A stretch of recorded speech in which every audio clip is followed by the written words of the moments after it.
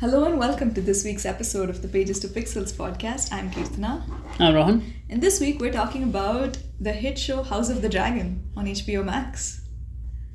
To start off with, here's the IMDb logline.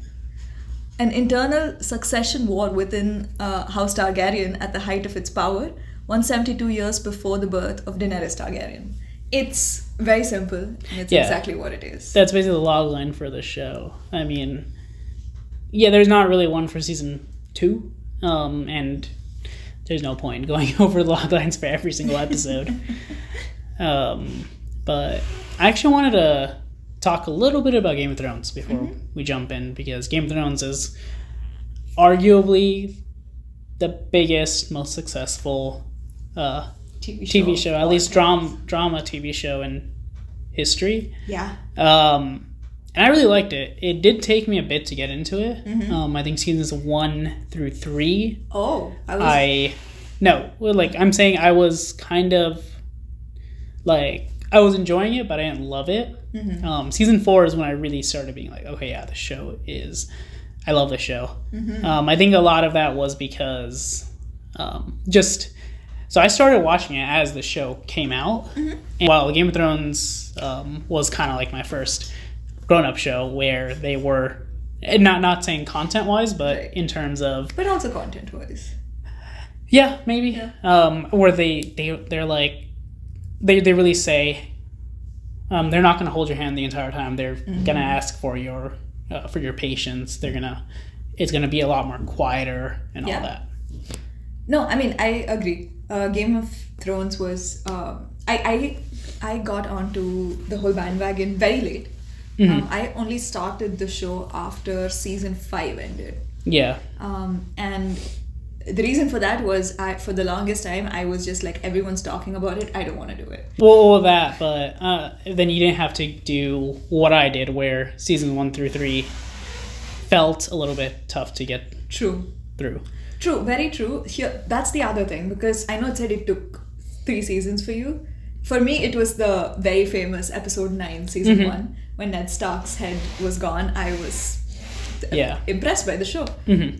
Because, and I think that's what the show kind of stands for, where you can count on them to not just take the audience pleasing way out. Like, they're not afraid to tell you to deal with it. Yeah. Which, I hated in the beginning, but I appreciate it now.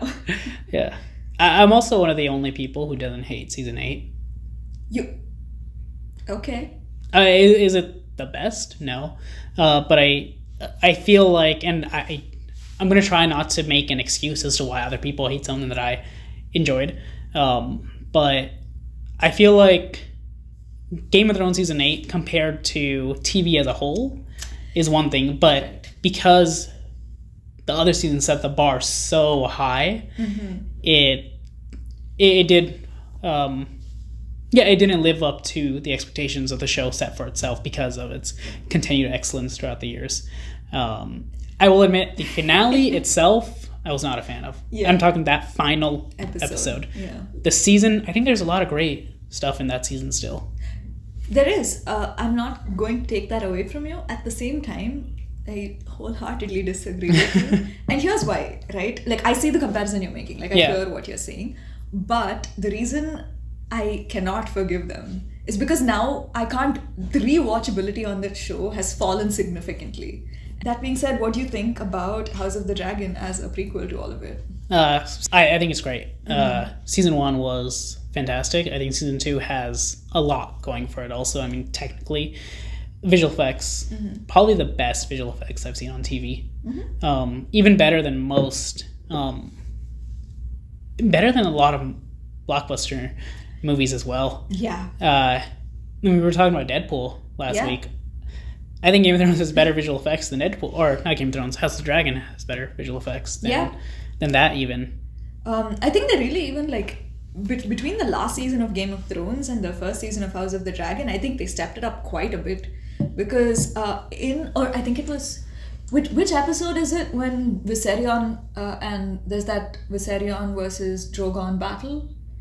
That's the are you talking about when the Night King takes one of them. Yeah. I believe that was episode 3. That's the big battle between. Yeah. So it was I forget the Battle of Winterfell. Yeah. Right? I bring up that episode specifically because they had a dragon on dragon battle in that. Yep. But they shot it, they made the decision to make it a night shot. And it was mostly shot between clouds. Yep. And I remember watching, like, really eagerly waiting for it, but kind of being disappointed because of the fact that they made that choice. But I think House of the Dragon fixed that. I think between the two, I prefer House of the Dragon. Okay. Between the two shows, and I think that's because they do a lot of things right. But are you saying that as in, are you taking season 8 out of the equation when you're saying that? I think starting off with the story, right, specifically because I think, first of all, the source material that the House of the Dragons creators were working with was not as elaborate as the Game of Thrones series. That being said, I also think that the way the story is told is a lot smarter in House of the Dragon.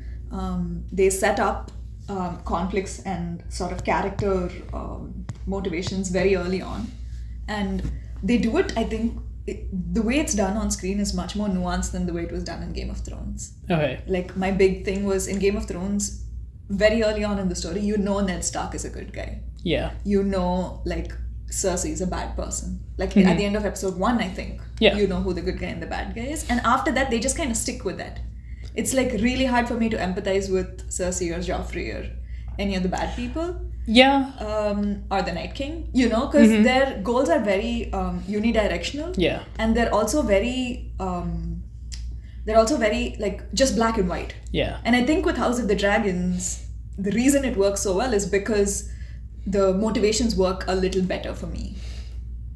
I guess, but you could also see, because I know you're because you're comparing Ned and Cersei. Cersei, it's like, yeah, she's the villain, but I think she had some depth. Like, you feel for her emotionally at times. You feel for Cersei emotionally at times?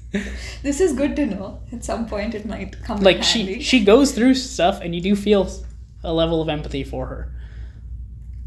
I'm happy to know that you feel a level of empathy for Cersei. Anyway, we digress. Yeah. But I would also say I think House of Dragon is a little bit more simple because there is kind of one team versus the other team. There's a lot more moving parts in Game of Thrones. Yeah. There was stuff that's happening at the Night's Watch. There's Winterfell. There is King's Landing. I don't know why I was blanking out on that. Dorne. There's so much more. House of Dragon kind of does one army versus another army. Yeah, they did. And to be fair, very early, the one army versus the other army doesn't even come in until like midway through season 1. Because it's all kind of just like Rhaenyra and like figuring her out in the beginning. I quite liked that they made that choice. I quite liked that they gave us those 3 or 4 episodes to kind of just sit with this character, because she ends up being probably one of the most... I mean, she is the most important character, I would argue, on the show. But also I think the way she carries it, I'm not sure I've seen like one protagonist do that for such an expansive show in a while. I'm going to continue with Rhaenyra because I think she is one of my favorite characters in TV. Not just the show, but like TV period. And then of course they have the budget that Game of Thrones season 2 did not have, because it's a little bit more tried and tested. But yeah, some of the battles that we got, they were awesome. Solid. I agree. I thought that her character was very well written. I also thought that the casting was really good. I know that there has been, because what they do in the first season is they do time jumps, and that's how we see the actors. So basically, I think 2 different actors play Rhaenyra, and 3 different actors play the kids. And I know that was a little criticized, but for me it worked just fine. I mean, I think Millie Alcock, she was great. But there's no way you can keep her, because you can't make me believe that she's a mother to like that many children. Very true. Same thing with Alicent's character. I will She's a say grandma. she's a grandma, Yeah. but also I found out a couple of hours ago that the person who plays Alicent in the later seasons, Olivia. Olivia Cooke. Yeah. She's only 3 years older than the guy who plays Aemon. Yep. Which I was like, despite that, I thought it was a very convincing portrayal on screen. That I'm not sure, because you I know that there are times when they do that, but she does not look like she is his mom. Interesting. In my opinion. She looks like she is around the same age, and that's true with the actors. What didn't work for you about this season or coming in from the previous season?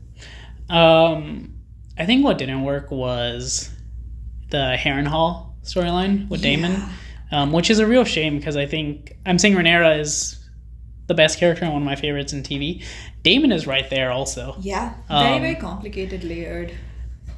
Amazing performance by Matt Smith. As an audience or as a writer or whoever watching the show, I think, such a layered character. But if I probably knew Daemon in real life, I would just say, like, quit whining. Oh, I'm not saying, he's a good guy. Yeah, no, but like, I see what you mean, and I think it speaks to how effective the character was. Yeah, I think they should have done one of two things. I think either they should have shortened it, so he leaves Harrenhal an episode or two earlier. Right. Or he goes there, we follow him for a bit, and then maybe there's an episode or two break where if they want to keep him there until the finale, then we don't necessarily need to check in on him every single episode. Yeah, no, I agree, because for context, what happens is Daemon Targaryen, who is Rhaenyra's uncle and husband, he goes to this place called Harrenhal, and he stays there. He's gone there basically to help her raise an army, but for I think 3 episodes, if not more, if not 4. Oh, it has to be more than 3. He's just there, and that place is supposed to be, it gives you visions, like he hallucinates when he's there. I guess it's haunted in a way. But essentially what happens is that he stays there for a while, and through these visions, according to the story, he's supposed to come to terms with the fact that he's not going to be king. Yeah. Like that's the point of that. That's the story point of that whole section. Yeah. But I think they draw it for far too long. Yeah.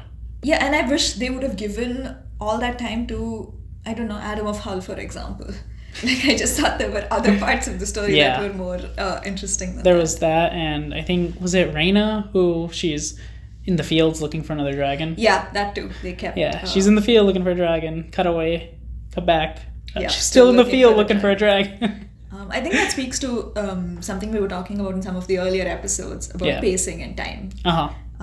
Where if when you cut away between storylines, it doesn't feel like all those storylines are moving at the same pace. It becomes a little jarring for the audience. Yes. And I definitely felt that with this show. And I think for the most part it works. I know one complaint about the show is that it's slow, but I think there are times where slow is not necessarily bad, because there's slow and deliberate. Yeah. But then there is slow when it's not deliberate, kind of like what you were saying, when it's uneven. I think, I know you're not a fan of this movie, but in terms of pacing, Dune is... I knew that was the next word that was going to come out of you. Because here's the thing, like, is Dune one of my favorite movies of the year? No. But the reason why I keep bringing it up is because there's a lot of stuff that it does well. Yeah. One of the things that it does well is, in terms of pacing, it is consistent throughout. Now, you can say you didn't like the pacing because that's not your style, but it is very consistent. There are times in House of the Dragon where it works and it feels deliberate, but then other times, like with the Rhaena storyline or the Harrenhal stuff, or it doesn't work and it's inconsistent. I also want to bring up the idea of rewarding patience, because if you're going to pace something slow and you're going to ask the audience to be patient, you have to reward it at the end. Now, the question is, do you think that House of the Dragon rewarded the audience's patience? Twitter has an answer, but I want your answer. I'm going to say yes. Okay. Do I agree with Twitter? Or no, you do not. Twitter does not agree with you. That is interesting. I mean, for me, the show's not over. Yeah. I don't think we can... Like, if I was writing a show that's potentially going to be 4 or 5 seasons long, I don't think I would want someone to judge me by my first 2 seasons. Yeah, that's fair. But I think I want to break down why everyone feels this way. At least why I believe everyone feels this way is because if you look at Game of Thrones history, it's always been, the finale has usually always been set up for the next season. And I know everyone's complaining like, hey, well, they just made a finale that's a long trailer for season 3. True, but that's kind of what they do. Always been Game of Thrones. The big action set piece is always in the episode before. And we kind of had that. Well, we did have one with the dragons or eating everyone and burning people. And it was, like, don't get me wrong, it was a crazy scene. Yeah. But at the end of the day, it was a scene that was all carnage. Yeah. It wasn't a scene that was conflict and character driven, like a Battle of the Bastards. Yeah. And that's why Battle of the Bastards did reward the patience that people had for that season, because it felt like a release, both in terms of you get the big action sequence, but also the emotional catharsis. Yes. You didn't get that with the dragon sequence, in my opinion, as awesome as it was. It was awesome, and no, I see what you're saying, and I see what Twitter is saying. I might just be a little biased because I'm so, like, in love with the world and how well they've... I mean, of course, they've had, like, 8 seasons worth of world building already done for them, but the way this universe does its world building and just character work inside the world it was phenomenal, and it was enough to take me through. Yeah. What is it? What's the next season? Like 2026? Something absurd like that? Probably. What was your standout episode, and also what was your standout scene within the season? I'm gonna say episode 4. Great episode. Yeah, it was just, and I think, listen, crazy dragon fight. You know, they were building up to it. All that was cool, but I think the reason that it kind of like tipped over into like one of the best episodes was Aemond almost killing his brother. Yep. Because I feel like you could see that anger and resentment just seething within this character for what, like it was 10 plus, for 14 episodes at this point. And I kind of thought he was going to go do it. Like I'm going into this show completely blind. I haven't read the books either. I haven't read what happens to whoever. Apparently they mention it in Game of Thrones somewhere, but I've tried to stay away. Stannis Baratheon's daughter, what's her name? I do not remember. The one that gets burnt. Apparently when she's reading I even know which scene it is. Apparently when she's reading in the library, she talks about the Dance of the Dragons, and she tells us how this series is going to end. Oh, okay. And it's common knowledge, I guess, on the internet, but I have done my absolute best to stay away from it. Yeah, I don't know it either. Yeah, so when Aemond almost killed Aegon, I was like, I like that really made that show, like that episode, like it was that Ned Stark moment where I was like, they're not gonna hold back here. Yeah, that is the best episode of the season, and I'm gonna say this here: if that episode happened before the finale, I don't think anyone would be complaining about. Yeah. Oh, this whole season was just about setting up season 3. Yeah, and honestly, because that episode gave you the action and the emotional catharsis. True, very true. I was just trying to think about like what storylines would have changed if they'd actually done that. I think quite a bit would have changed. Oh yeah, like, you would have had to shuffle around a lot. So I mean, since you picked the best episode, I'm gonna pick the episode. I'm gonna pick episode 7. The finale. Oh no, the penultimate. Yeah, and we're criticizing it because, I mean, my criticism of it is not that it was bad, but because it just wasn't enough to give the audience what they needed for episode 8 to be a setup episode. Yeah. But yeah, that dragon carnage scene was incredible. I think my favorite part is when the dragon puts a guy on fire and the guy's on fire, running around screaming, and the dragon just picks him up and eats him. It was crazy. Yeah. It was great. Yeah. No, great episode. I think my favorite scene... See, that's such a hard question because it has a lot of really good scenes. But I think for me, the standout scene is actually in the finale.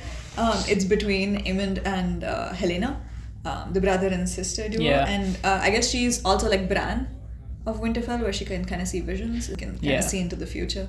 And she tells Aemond that he's going to die. Yep. And I thought both those actors they were phenomenal in that. I actually thought it was like, I thought what Eamon was asking of Helena, like in in like a couple of scenes before that, was completely fair. Sorry, what Eamon was asking of Helena? Asking again? To ride into battle on her dragon. Okay. And she didn't want to do it. And I was just like, but your kingdom is at battle. They killed your son. Like, where's the anger, you know? Yeah.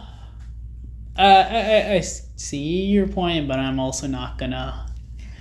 I'm also not gonna argue with someone who's like, hey, I don't want to go out into war and kill people. No, fair. I believe it's episode 6 that got review bombed on IMDb. Yeah. And, you know, it's not the first of these kinds of shows that have been given that review bomb. I believe Last of Us was given a review bomb as well after its LGBT episode.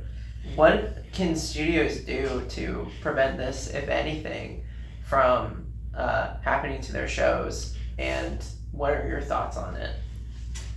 I mean, it was it got review bombed because of the Rhaenyra and Mysaria makeout scene. Yeah. If you can accept a show where people marry their siblings and people sleep with their uncles, but you can't figure out, like, but you have a problem with 2 women kissing, I don't know what to say. Yeah, she's literally married to her uncle. Yeah.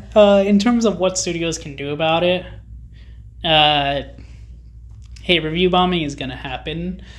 But did it really affect viewership or ratings for the next episode? Probably not, because it's a very small subset. Well, okay, the amount of people who actually review, like log on to IMDb and leave a review for a show is very low. Yeah. The amount of people who do it specifically because they are offended at something is even lower. It just doesn't reflect the general audience. So I would say ignore it, whatever. At the very least, it gets you trending on social media, so more people might check it out. I mean, I also will say, just if we make more stuff like that, make more, like, add another LGBTQ storyline in the thing. Like, what are they going to do? Like, 3 people are going to stop watching it? Like, it did also surprise me, though, that it happened, because Game of Thrones and even House of the Dragon has had... multiple scenes, multiple storylines. Yeah. So I'm very surprised that it happened in this specific episode. Or not that it happened in the season, but the review bombing happened. Very unfortunate. It's a great episode. Yeah. There was a funny thing, though, because I remember when it happened to The Last of Us, I read through the reviews, the review bombed ones, and I think one of the funniest ones was when somebody said, I watched this show with my kids and it's been ruined. And I'm like, you watched Last of Us with your kids? Let's move on to ratings. Yeah. Yeah. So as a reminder as to how we do ratings here, it's on the script coverage scale of pass, consider, recommend, pass being don't really like it, consider being like, hey, it's decent, recommend where you actually think it's great. This is not an actual recommendation, though. It is just a rating. All right, so how would you rate House of the Dragon season 2? Like a weak consider. No, really? Okay. No, I would say recommend. It's a very strong recommend. It's a great show. Everybody should watch it. I recommend from me as well. Yeah. Are there issues with this season? Yeah. But there's a lot more good than bad. Yeah, for sure. And even the bad, it's like the show never reaches bad. Yeah. It's just not as awesome. Really. Yes. Yeah. I do want to take a second to talk about standout performances because I thought that this show gave us a lot. I mean, of course, we know Matt Smith. He's proven time and time again that he's amazing. I really liked the scene between him and his brother, Paddy. Paddy Considine? Yeah. That was such a... It comes in one of his visions at Harrenhal, and I thought that was such a strong scene. And, I mean, the man could perform so well with, like, that much prosthetics. Yeah. It's really cool. I also thought... I mean, I'm trying to think about, like, who really stood out, and there's just so many. His character is not likable, but Aemond is a great actor. The actor who plays Aemond is great. I also thought the guy that played Adam of Hull. I don't know, there was just something very... I mean, it was obviously a good performance. Yeah. But there was... something just drew me into that character. Of course, Emma Darcy. I think they were great as Rhaenyra. They've just been knocking it out of the park throughout. Also, Olivia Cooke. Yeah. Thank you, Olivia Cooke. They have such good chemistry. Both the characters, both the actors. Yeah. What are your recommendations for someone who might like this show? And what's another show that would be comparable?